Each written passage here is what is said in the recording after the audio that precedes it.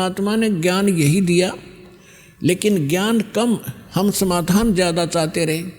तो जो भी परमेश्वर के आता था शरण में, कबीर साहिब के में, तो उसी को सुख होता था, क्योंकि ये परमात्मा है, ये हमारा पिता है, और ये हमारे दुख को देख नहीं सकता और समर्थ है। अब जैसे कोई बालक है, बच्चा है, और किसी भी कारण से उसने कर्जा सिर पर कर लिया, और पिता के पास सामर्थ्य है, और वो पिता के पास आता है, पिताजी ऐसे ऐसे हो गया, तो वो कहेगा बेटा आगे गलती नहीं करेगा, नहीं ये तेरा कर्जा मैं तार देता हूँ, तो वो आगे ठीक चले तो वो बात बनेगी। तो इसी प्रकार ये समर्थ परमात्मा है। जो भी परमेश्वर की शरण में आते थे सब सुखी हो जाते थे। ऐसे 64 लाख शिष्य बन गए।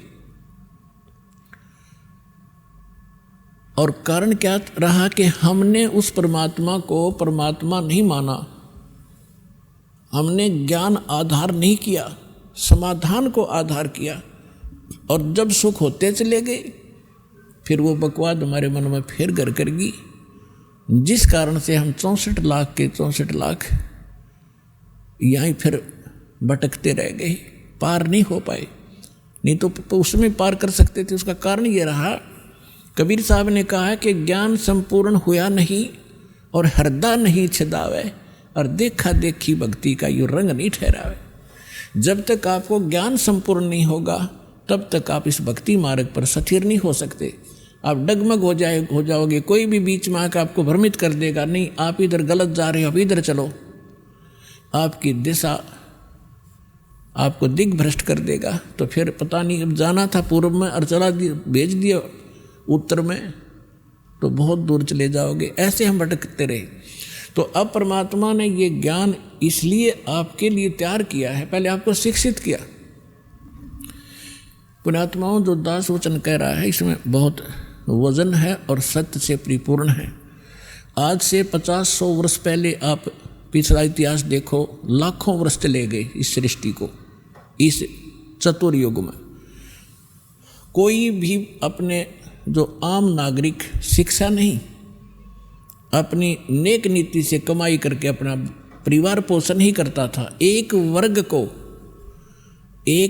को ब्राह्मण वर्ग को एक विशेष वो ड्यूटी सौंपी गई थी कि आप सदग्रंथों को पढ़ो, शिक्षा ग्रहण करो और फिर हमें बताओ। तो आम व्यक्ति को वो खुद जैसा भी सदग्रंथों को पढ़ते सुनते समझते थे, आम व्यक्ति को बताया करते थे। वैसे थोड़ी बहुत शिक्षा होती थी, लेकिन उसके लिए एक सिंपल सा ही ज्ञान आधार बनाया जाता था। ये आजकल की जो शिक्षा नहीं थी। तो आप देख रहे हो कि हमारे दादे परदादे 7 पीढ़ी का, तो मुझे याद है कि कोई भी अक्षर ज्ञान नहीं रखता था हमारी का, और सब सुखी थे, ठाठ से रहते थे, नेक नीति से रहते थे, कोई कष्ट नहीं आते थे, और ना इस तरह की माया की हवस थी जो आज लागी आग।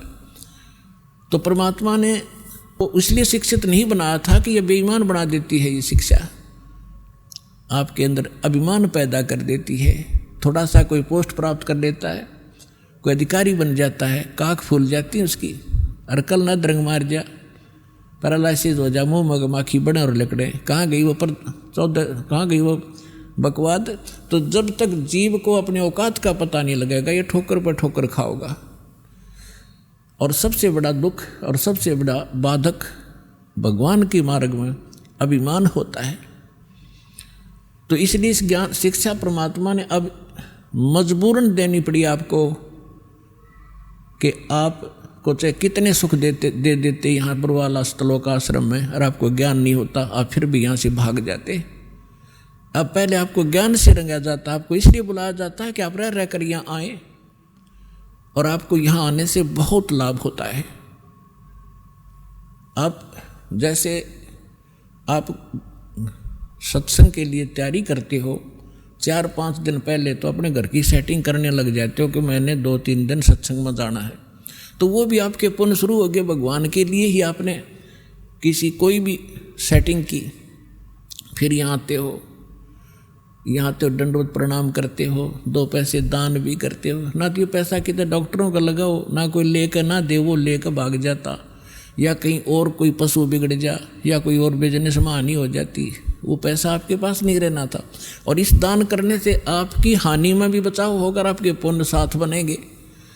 और ये ज्ञान यज्ञ रूपी सत्संग से आपको ओत प्रोत किया जाता है। तो ये सब प्रकार के पुण्य 500 यज्ञ आपसे करवाई जाती है। आपको यहाँ बुलाने का उद्देश्य ये है कि आप इस ज्ञान को समझें और भक्ति के अंदर आपकी श्रद्धा बढ़े और आप पुण्य युक्त हों।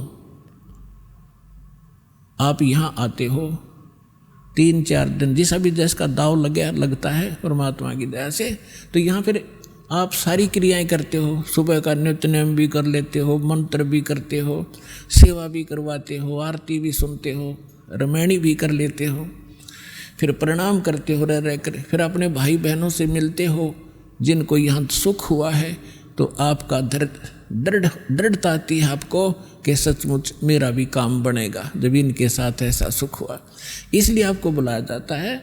और यहाँ आने से कहते हैं संत मिलन को चालिए तज माया अभिमान, और जो कदम आगे रखे ओहे यज्ञ समान।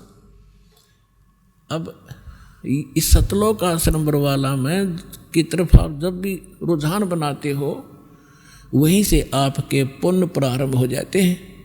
और आप कितने भक्तिहीन हो चुके हो ये अंदाज़ा लगा लेना। आजीवन आप यह भक्ति करते चलोगे तब जा कर के आप सतलोक जाने योग्य पुण्य युक्त हो पाओगे।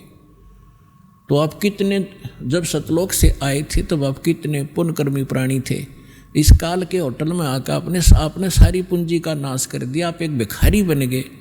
गरीबदास जी कहते हैं उत्तर दक्षिण पूर्व पश्चिम तो फिरदा दाणे दाणे नू, और सर्व कला सतगुरु साहिब की हरियाए हरियाणे नू।